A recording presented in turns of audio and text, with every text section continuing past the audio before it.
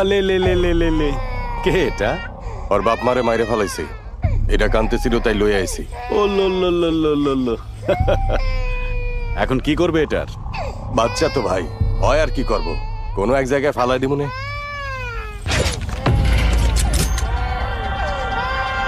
ছোট সাপকেও বড় লাঠি দিয়ে মারতে হয়।